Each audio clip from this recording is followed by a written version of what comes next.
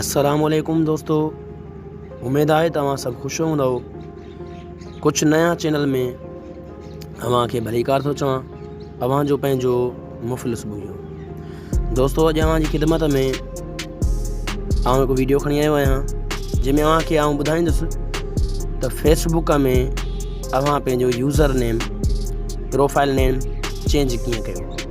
जीअं असां को हिकु नालो लिखंदा आहियूं, पोइ वरी चवंदा आहियूं त यार हिन नाले खे चेंज करणु खपे, उन जाइ ते ॿियो को नालो ऐड करणु खपे। उन खां अलावा तव्हांखे इहो ॿुधाईंदुसि, तव्हां खां का ग़लतीअ में ID ठही थी वञे, तव्हां ID लॉगिन कयो था ऐं उनखे तव्हां हमेशह लाइ ख़तमु करणु था चाहियो, इहो था चाहियो त हाणे इहा ID न हुजणु खपे, कंहिंखे बि नज़र न अचे, त पोइ तव्हां उनखे डीएक्टिव करे सघो था। उन जो तरीक़ेकार तव्हांखे आउं हिन वीडियो में ॿुधाईंदुसि। उन सां गॾु काफ़ी दोस्तनि खे खोड़ माण्हू, जीअं कुझु अहिड़ा माण्हू जेके पसंदि न हूंदा आहिनि, दिलि चवंदी आहे उनखे ब्लॉक करे छॾिजे। सो काफ़ी दोस्तनि खे ब्लॉक करण जो तरीक़ेकार मालूम न आहे। उन बारे में बि तव्हांखे 3 ॻाल्हियूं ॿुधायां थो। सो दोस्तों, बिना देर जे हलूं था वीडियो जी तरफ़। हा त दोस्तों, मूं वटि फेसबुक नज़र अची रहियो आहे। पाण वेंदासीं फेसबुक में अंदरि, क्लिक कयोसीं। हाणे असां वरी वेंदासीं हिन 3 लकीरुनि जे अंदरि, उन क्लिक कंदासीं। हाणे हेठि लिखियलु आहे सेटिंग एंड प्राइवेसी, पाण उन खे क्लिक कंदासीं। सेटिंग एंड प्राइवेसी में वियासीं।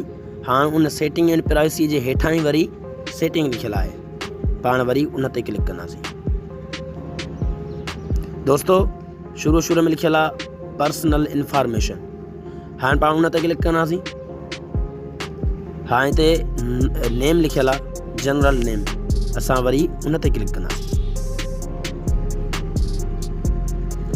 हाणे उन मां ई मिडिल नेम मुंहिंजो न लिखियलु आहे, काफ़ी दोस्त मिडिल नेम पंहिंजो लिखंदा आहिनि। सो हाणे उते असां पंहिंजो नालो चेंज कंदासीं। मिसाल तौरु मां ॿियो को नालो लिखां थो, सरमद नालो, सरमद लिखियोसीं। हाणे पाण रिव्यू चेंज ते क्लिक कंदासीं।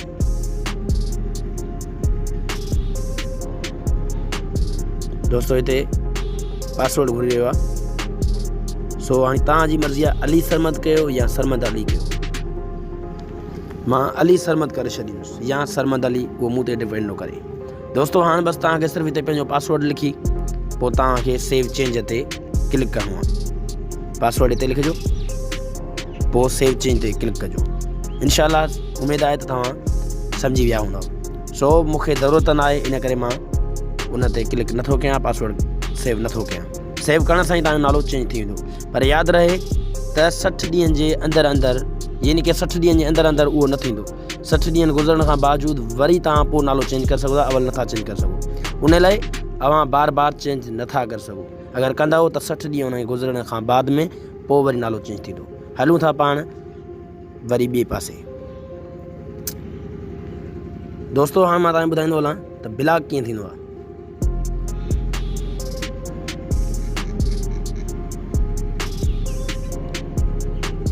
ही दोस्त आहे, मां उन जी ID खे क्लिक थो कयां। हाणे दोस्तों, मां चाहियां थो त इनखे मां ब्लॉक करे छॾियां। सो मां इन खे 3 लकीरुनि ते, जेके 3 डाटा आहिनि,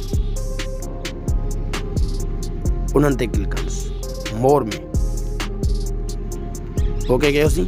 हाणे दोस्तों, हिते ब्लॉक जो ऑप्शन आहे, असां उन खे क्लिक कंदासीं। इन क्लिक करण सां ही दोस्त ब्लॉक थी वेंदो। सो दोस्तों, उमेदु आहे त तव्हां ही बि सम्झी विया हूंदव। हाणे असां हलूं था डीएक्टिव जे तरफ़, कि पंहिंजी ID खे कीअं डीएक्टिव कयूं त जीअं किथे बि नज़र न अचे, एतिरे हद तक जो तव्हांखे पंहिंजी ID ॿी ID में नज़र न ईंदी। हलूं था डीएक्टिव जी तरफ़। दोस्तों, वरी बि असांखे सेटिंग एंड प्राइवेसी ते क्लिक करिणो। सेटिंग एंड प्राइवेसी ते क्लिक कयोसीं। हाणे वरी पाण हेठि सेटिंग में ईंदासीं। वरी बि असां वेंदासीं पर्सनल इंफॉर्मेशन में। दोस्तों हेठि लिखियल आहे मैनेज अकाउंट, वधीक तव्हां वरी बि ॾिसी सघो था, हीअ आहे मैनेज अकाउंट, पाण उन ते क्लिक कंदासीं। दोस्तों ही शो थी चुको आहे डीएक्टिव जो ऑप्शन, इन डीएक्टिव कबो त हमेशह लाइ अकाउंट बंदि थी वेंदो। दोस्तों उमेद आहे तव्हांखे मुंहिंजो वीडियो पसंदि आयो हूंदो। अगरि वीडियो पसंदि आयो आहे त लाइक ऐं कमेंट कंदा ऐं शेयर कंदा ऐं मुंहिंजे चैनल खे सब्सक्राइब कंदा।